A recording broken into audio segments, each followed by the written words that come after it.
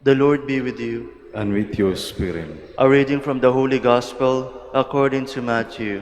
Glory to you, O Lord.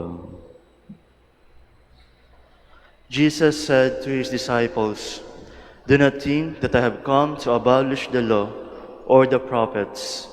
I have come not to abolish, but to fulfill. Amen, I say to you, until heaven and on earth pass away, not the smallest letter or the smallest part of a letter will pass from the law, until all things have taken place.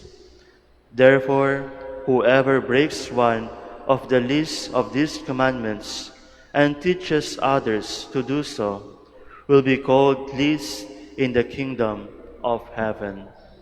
But whoever obeys and teaches these commandments will be called greatest in the kingdom of heaven."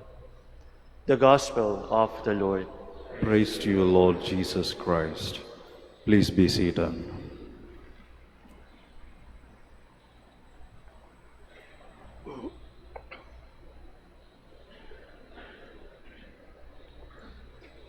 Mariing sinabi ng ating Panginoong Hesus na siya ang kaganapan ng lahat.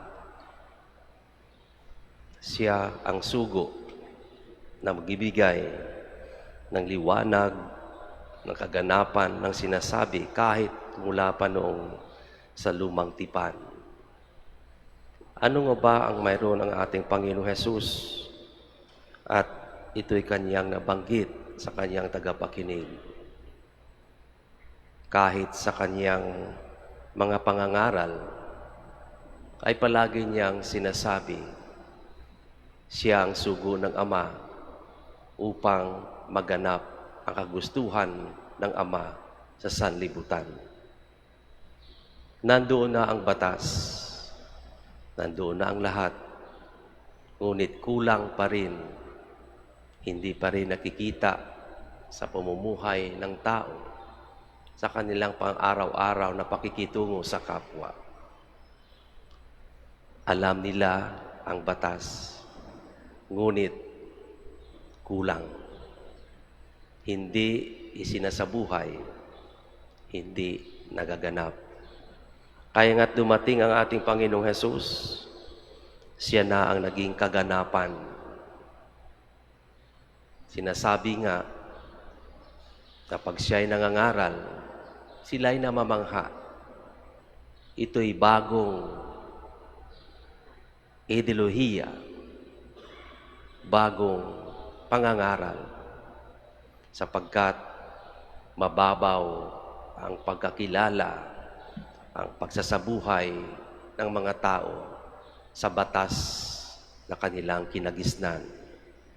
Nang dumating ang ating Panginoong Hesus, palagi niyang pinaiiral ang pagmamahalan.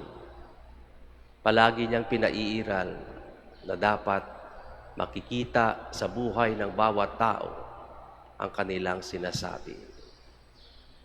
Kung alam nila ang 10 utos na ipinagkaloob kay Moses, hanggang doon na lamang, sapagkat ang nilalaman ng kanilang puso at isipan ay malalayo pa rin sa kanilang mga sinasabi. Kaya ito na ang sinasabi ng ating Panginoon, heto na ako, ito ang aking ginagawa, ito ang aking gaganapin, ito ang aking gagawin, sundan niyo na lamang at magkakaroon ng panibagong yugto ang inyong buhay. Magkaroon ng panibagong approach sa paningin natin sa batas, sa utos ng Diyos. Ano ba ang dapat nating gawin upang ating matularan, upang tayo din ay maging instrumento para ang kalooban ng Diyos ay makikita sa atin? Maging totoo lamang tayo sa ating mga sinasabi. Maging totoo sa lahat ng pagkakataon, sapagkat yun ang ipinakita ng ating Panginoong Hesus. Kapag nakikita niya na mali ang ginagawa ng tao, agad-agad niyang sasabihin, hindi yan ang tama. Sa ating panahon ngayon, kahit alam na ng tao na mali, masaya pa rin tayo. Pumapalakpak pa rin tayo. Tumatawa pa rin tayo. Malayong malayo sa sinasabi ng ating Panginoong Hesus. Hindi magaganap ang kalooban ng Diyos. Hindi mangyayari ang kalooban ng Diyos sa ating buhay kung ganito ang ating pakikitungo. Dapat ay nagsisimula sa kaibuturan ng ating puso. Para sa ating Panginoong Hesus, ang mali ay mali at ang tama ay tama. At ito ay kanyang pinanindidigan.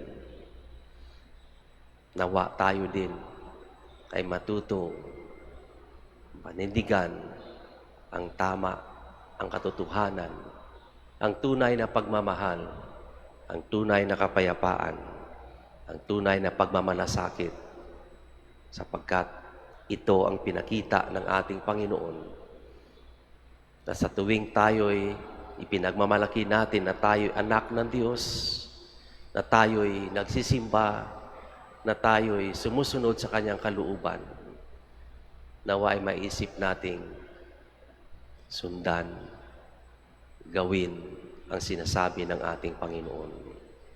Maging totoo at higit sa lahat, maging katulad ni Kristo.